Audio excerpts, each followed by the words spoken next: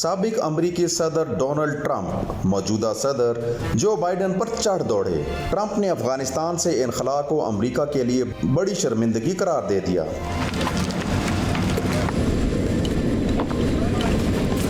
امریکا کے سابق صدر ڈونلڈ ٹرمپ نے افغانستان سے امریکی انخلاء پر بائیڈن انتظامیہ کو شدید تنقید کا نشانہ بنایا۔ غیر ملکی خبر رساں ایجنسی کے مطابق ڈونلڈ ٹرمپ نے افغانستان میں حالات کو امریکا کے لیے بڑی شرمندگی قرار دیتے ہوئے بائیڈن انتظامیہ کو اس کا ذمہ دار قرار دیا۔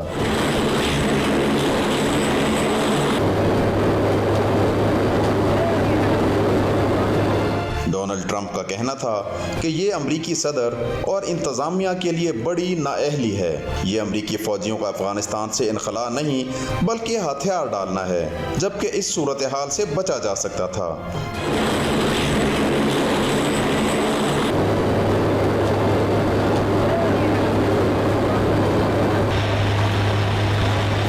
سابق امریکی صدر کا مزید کہنا تھا کہ ہمیں باعزت انخلاء کا راستہ اختیار کرنا چاہیے تھا، لیکن سب کچھ اس کے برعکس ہوا۔